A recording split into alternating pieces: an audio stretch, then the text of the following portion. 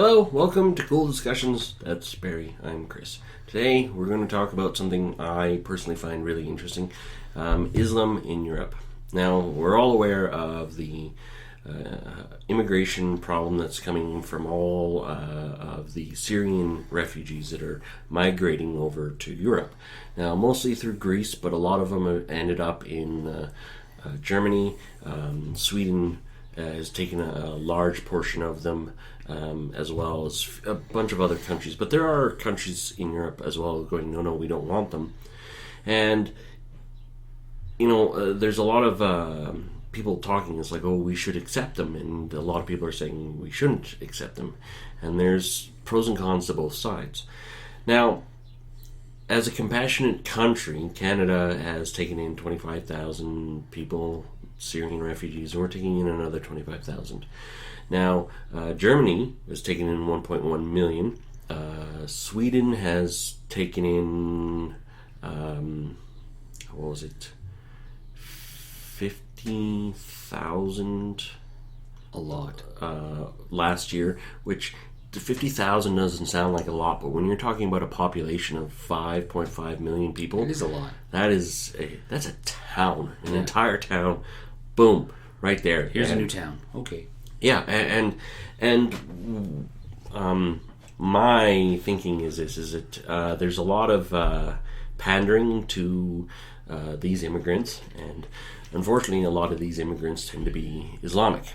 Now, I think that we should, welcome people to our countries. yeah. We should, absolutely, 100%. But there shouldn't be, like you said, the pandering. It should be what you practice in your home is your right, is your freedom. Yeah. But when you leave your home, you're accustomed to our laws. Our laws are Our laws for a reason. We chose to have them. There's been a few instances, this is going to go way off base here, where, like in Canada, people have come here in the turbans. In RCMP, they were like, no, you can't wear your turbans. And then they were like, well, I'm being discriminated against. And it's like, well, now people can wear their turbans. And, well, I don't think that's right. Like, you want to be a police officer, you want to do a job that I'm offering you. This is the code for it. It's not because of your religion. It's not because of anything. We make everybody do this. It's the same all across the board. Yeah. If I let you wear your turban, I'm going to have to let this person wear their pink shoes. You know what I mean? It never got to that point here in Canada. It never did. But it was a big deal. In the RCMP, turbans are now part of the uniform. I mean, it's a part of their uniform, which is okay. Pandering, right? Unfortunately, pandering does lead to a lot of things that aren't compatible with what current laws are. For example, polygamy. Now, in Islamic culture, I'm led to understand that people are allowed to get married to more than one wife. Polygamy, guys, for you guys who don't know, is the ability to, it's like multiple marriages. One man marries multiple wives. Yeah. In case you haven't seen it, Sister Wives. I don't know if the show is still on, but it was on TLC. It is actually illegal in Canada and the US, and most of Europe, from what I understand.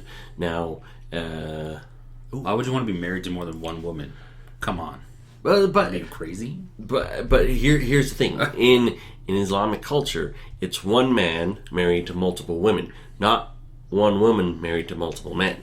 It's not the reverse. It's only one man to many Seems women. that way in polygamy, though. You never see one woman married to multiple men. But that's the thing is, it's one of those. It should be, if we do it one way, you should be able to do it the other. Well, absolutely, yeah, absolutely. Now, the younger generation, a lot of things that our generation doesn't necessarily agree with the older generation, we're willing to adapt and change. A good example is marijuana. The older generation, no. The newer generation, yes.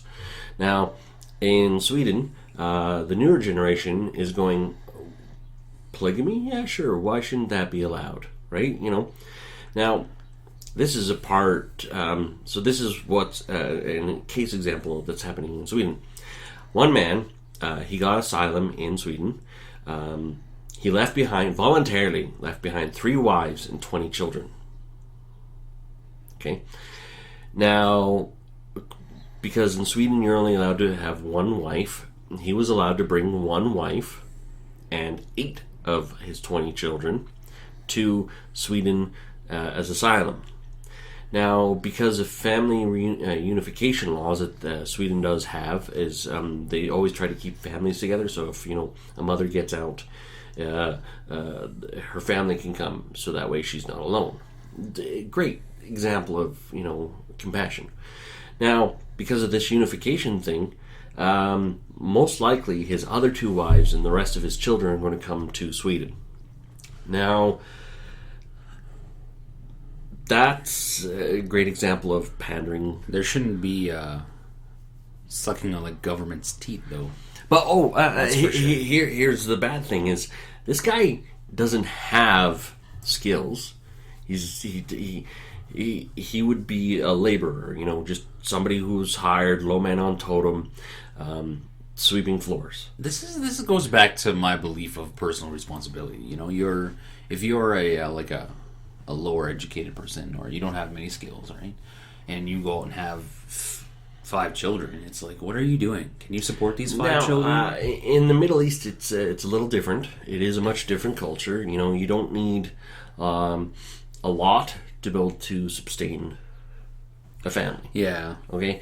Now, in the Western society, things are a lot more expensive because of the standards of living in which we have. Our standards are a lot better than what Middle Eastern people are accustomed to. So for them to come here, yes, they go up. But here's the thing: is that group of 24 people is going to cost the government money, because he's not going to be able to get a job that's going to be able to afford him taking care of a family of 24. How do you take care of that many people? He had 3 wives. Like, man, that's crazy. See, this opens like a can to a whole bunch of different, like a whole bigger can, and just of like pandering and stuff like that. It's the government teat. You know what I mean? And it's like, how long should somebody who immigrates to our country be allowed to suck off the government teat? There are tons and tons and tons of people who come in here, come to other countries and do good and start businesses and contribute to society. But there are those people who don't. There are those people who just come here and get into crime and suck off the teat, and it's like, there has to be some sort of ability for a country to go, I'm sorry, get out. I don't care where you go. But okay, and that's the thing. That's the thing is, once you let these people in, if you start kicking them out, well, a lot of people are going to say, "Oh, you're racist, you're homophobic, you're Islamophobic." And once you do that, once you're labeled as something, once you're labeled as a racist, a homophobe, you can't get out of it. No matter how you explain it, it's like, no, I'm not racist. I'm doing it for these reasons, and you list valid reasons, and they're like, no, you're racist, and it's like, no. Yeah, it's a quick way to shut down a conversation, which is being done in Europe right now. Is any conversation about immigrants and Islam, because they tend to be very, very closely integrated, it gets shut down because they just go, "Oh, you're Islamophobic," and it's just like, well, no, I thought about this last night. I thought about, like, when you're having a conversation and it lacks in society everywhere. When you have a view, so I have a view, I have many views which I've shared on the show that are different from a lot of people. Okay, I have these views for the following reasons, blah blah blah blah blah, and I think it's I'm about to call everybody stupid. It shows a lack of intelligence on us as humans, because a lot of people have the inability to have a conversation and listen to the points of other people who don't have your views. And they automatically go to the race card or the sexuality card or the equality card, and it's like, well, hold on, no, we're just having a conversation about why I view how I view equality, how I view race, how I view this. Yes, I'm the privileged society. So I'm in the spitting image of privilege, apparently. White privilege. Apparently, that's where we fall. I don't know what that is. Apparently, maybe that's privilege. I don't know, but I think that it shows a lack of intelligence as us as a society that we can't have a conversation like this. Somebody comes to our country, you're a outstanding citizen, you've contributed, you've got a job, you've worked, you've grinded it out to put your mark in our society. You can stay. Yes, good job, thank you. High five. Psh, this is what we want. You've sucked off the teat for 6 months. You have done nothing. You've shown no initiative. Get out. I'm a racist now. No, I'm a realist. I'm somebody who looks at it and goes, we want the best of our society, and now we're showing that we want that. But right now, we're showing that we'll just do whatever. We'll pander. So this is a good example. Germany has had 1.1 million migrants arrive. Only 479,000 have actually applied for asylum. Okay, so less than half of everybody that has arrived in Germany has applied to become German. Now, that right there is a glaring oversight. It's like, okay, so what are the other 600,000 people doing? It's kind of like, well, what are they doing? Exactly. Are they there to suck on the teat, which the German government is doing, and it's costing a lot of money. In Sweden, they figure with what they have right now, just to keep people, to give them the basics of life, is costing them 25 billion euros a year, and that's a huge drain on the system. Any system that does that, it's horrendous. 25 billion euros. My God. Yeah. Now in Germany, out of applicants that have applied, half of them have been rejected, and they have not returned home. So when you have a migrant coming in, and they're like, I want to be a German, and they go, no, and he's like, well, I'm not leaving. Yeah. Well, somebody like that should be kicked out, escorted out. Yes, forcefully if necessary. Yeah. They have a new law in Germany, the new integration law. One, you have to learn German. You have to speak the language. You have to be part of a work program. Now, so either you have to have a job, or we're going to give you a job, and you have to work at it. And if there's a whole list. It's a long page. Now, these two things, the highlights. If they don't agree to with those two terms specifically, they will lose their government welfare. Good. They have to be agreed to be told to where to live. Now, I find this to be a problem, and I'll give you an example here in Calgary. We actually have a area of the city that is lovingly, and I say lovingly, called Packytown. And the reason why we call it is because that's where most of the Indians have decided to lay down roots. And we're not talking about a row of houses. We are talking about blocks upon blocks upon blocks. It's basically no white people live there. Except me. Well, okay, there are some white people that live there, but instead of out of a city of 1 million people, you have 20,000 people that are all the same race living in one area of town. It changes how the city is. Yeah, it changes that area of town. It changes that area of town. It changes the city too, because you don't have a mix of people. These people are in essence living in a community. There's no diversity. It's just this is it. Like you drive through the mini mall in that area, and they all have East Indian signage. English very small. I just think that Indian if you come to Canada, we'll use Canada as an example. You should have to learn English, and you should be able to speak it fluently, enough to have a phone conversation or any kind of conversation. An interview. If you cannot hold an interview then in English, it means you can't work here. I know it's hard to learn English. Okay, I get it. It is hard to learn English. So obviously you're given time. Yeah, and here in Canada, we actually have programs that actually pay for it. In Germany, they're stating you have to learn German, and guess what? They have classes for you to learn German, just paid for by the government. You don't have to pay for it. You just have to show up. Just shrink it down to a little bit, because it's so hard to like look at it on a grand scale, right? So say you have, somebody comes to your house. You have certain rules: no smoking in your house. Somebody comes to your house, they just start smoking because they're like, well, now you're not being fair. You're oppressing me because I'm a smoker. And it's like, well, what would you do to that person? You would probably kick them out of your house.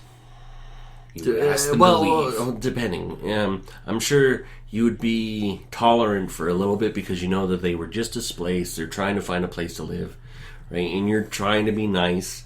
But, well, you'd give warnings, like, yeah, smoke outside. If I catch you again, I'm going to have to ask you to leave. Yeah. Right? So if you shrink it down to kind of like a little bit, kind of a smaller area, take off your shoes when you come in. You have rules in your house, right? And you ask people who come over, or if you take somebody and you ask them to respect that.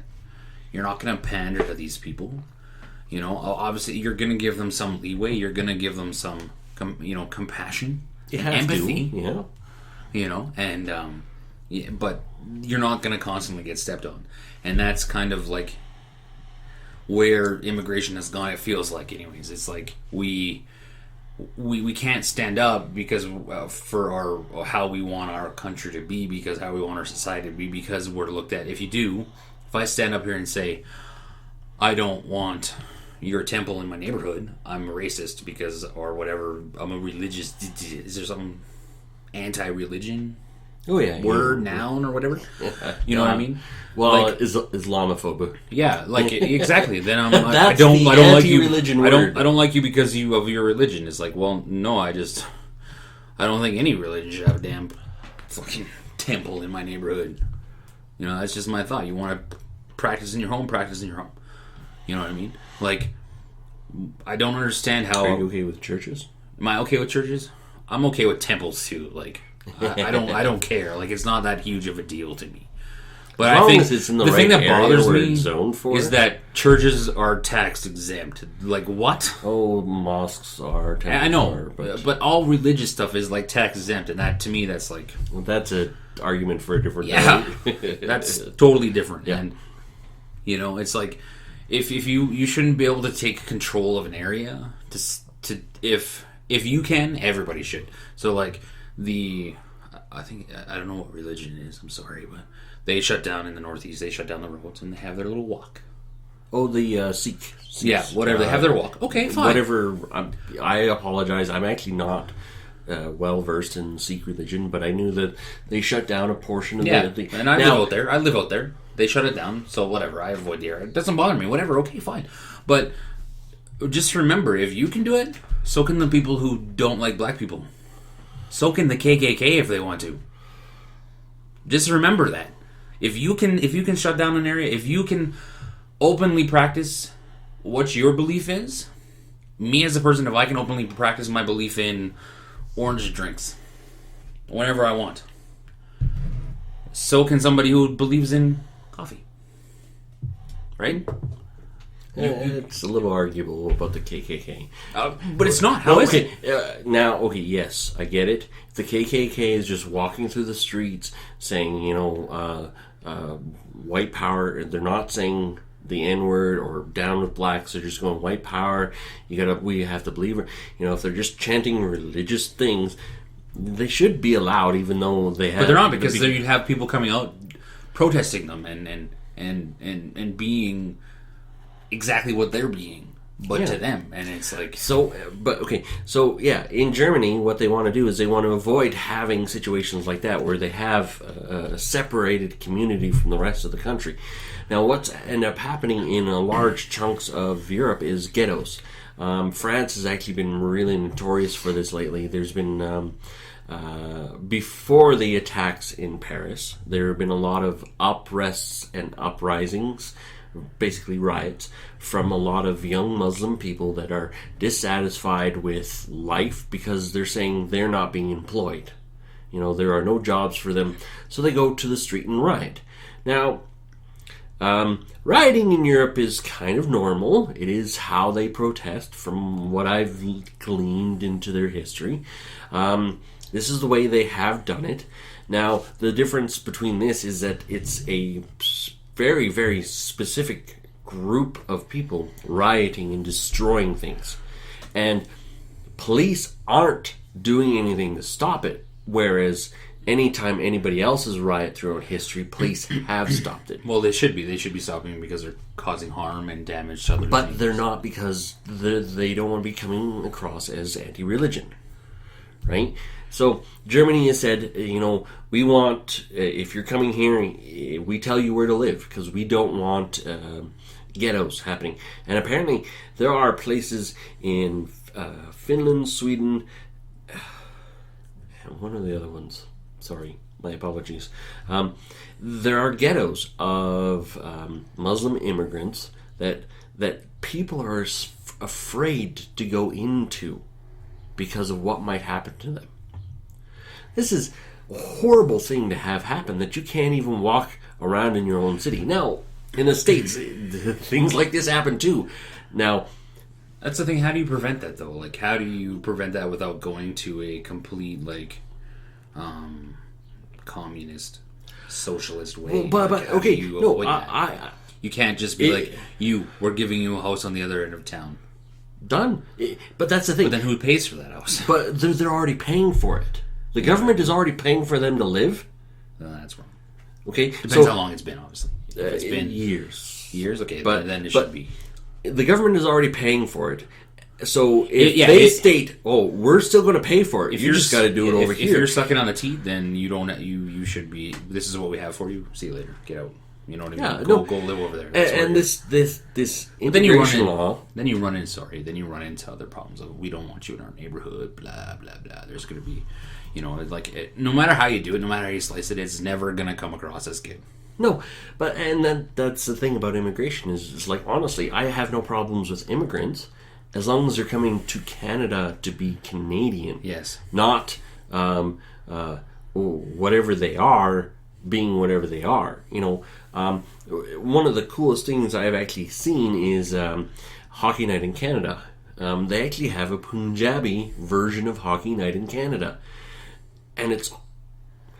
I've never watched it, but if the market demands it, yeah, it needs to be there. No, the market demanded a Punjab Hockey Night in Canada because Hockey Night in Canada wouldn't go. We're doing it, and the reason why is because the Punjabis are coming to Canada and they're becoming Canadian. They're watching hockey. They're coming. Hey, I want to be Canadian. Being Canadian is partly watching hockey. So that's what I mean. If the market demands it, it's going to happen. Yeah, you know what I mean. So in the neighborhood that I live in, it is heavily East Indian, right?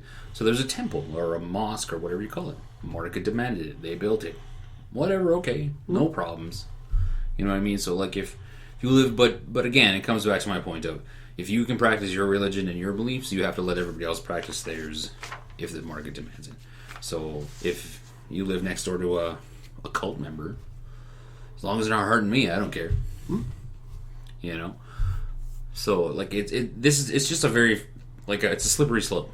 No matter how you look at immigration, no matter how you look at anything like that, we want to be opening, we want to open our arms, But to me, I think we need to. You need to open your arms and go, okay, yeah, we'll let you in, but these are the rules. These are the rules, and this is what you have to do. And the big thing with Islam is they state that a Sharia law is above all law. So it's not right. Imagine if I said, I follow this book that, this is my law book, and it says that I can murder people. Imagine if I said that was above law. People would look at me like I'm crazy. You know what I mean? But because this is attached to a religion. Exactly. That's where it becomes a slippery slope. It's you attach it to a religion, you call it a god, or you call it a whatever, and it's now my hands are tied. You tie your hands, and it's to me, it's I'm sorry. I don't care if it's Christianity. I don't care if it's Islam. I don't care if it's Sikh, whatever religion it is. There are laws in society that everybody has to follow. Mm-hmm. You can't just go and carrying a knife around or a gun. What if I said my religion lets me carry a bazooka around? It's extreme, but it sounds crazy, right? But okay, no. A non-extreme example is in Sikh religion, they're allowed to carry around a ceremonial dagger that is about yay big. So that's like less than 6 inches, which, according to Canadian law, knives have to be 4 inches or Like, imagine if I was smaller. carrying just a big hunting knife just on my side, just big, Against huge, the law in 10-inch Canada. knife. I'd get arrested. Against the law in Canada, but apparently if you're So- religious enough and you have your own religion, and that religion states you have to have a hunting knife with you all the time, well, Exactly. Where do we draw the line? You know what I mean? If I, there was an example of somebody in Red Deer saying that, you're not supposed to wear your ball cap in your driver's license or your identification yes, photo. yes, yeah. And this person in Red Deer was like, it's my religion to wear my hat. Why can't I just... Good on him for doing it. You know what I mean? Because now, if somebody says that, now you're discriminating against me. It's my religion to drive drunk. It sounds silly, doesn't it? Mm-hmm. Completely silly, completely asinine. You know what I mean? It's like, where do you draw the line of, if you're coming to our country, if I went to their country, I would have to abide by their rules and their laws, right? Yeah, and they're not going to pander to us. So we go there, they're not going to pander to us. So why are we pandering to them? Yes, we want them to come. We want immigrants to come over. We want them to be part of our society. Then that's the key phrase. Is part of our society, not aloof from our society. We don't want colonists coming to Western society, establishing colonies and taking over from there, which, depending on how you look at things, it can be interpreted as that. Exactly. Like I said, man, it's just very slippery, no matter how you look at it. We're trying to help people in Europe are trying to help people out, and it's like now there are people take advantage of it, and you have good people, you have bad people, and it's like, how do you get as many bad folks out as possible? And here's the thing. I've heard news reports, people have asked, it's like the Syrian people, it's like, do you want to move to another country? And a lot of them are saying, no, I want to go home. So how do we get them their home back? That is a question for another day. We have talked about it. I'm pretty sure we have. Check out our videos. Check out the previous videos. We've got about a bunch of them. Yeah, So go check them we've out. talked about a lot of things, so check them out. You can listen to us on iTunes and watch us on YouTube. Don't forget to give us a like, subscribe, go to our Facebook page, comment over there, comment below. We'll get this conversation started. Let's have a good back and forth. Let's have talk a about conversation without labeling people as That's right. racists or anything like that. Because this is important. Because we want people to come here, but we want them to be Canadian. We don't want them to be foreigners in a country. From what I've gathered, part of our society. what I've gathered doing this show is that I am a racist, homophobic, religious hating motherfucker. That's what I am. That's what I've gathered from this show. Because a lot of things that I say are very, very, blunt and to the point. very just... Which can be interpreted as. exactly. However, most of the time it's not. I say most of the time. Sometimes That's right, guys. So we'll see you again. Thanks for watching. Thanks.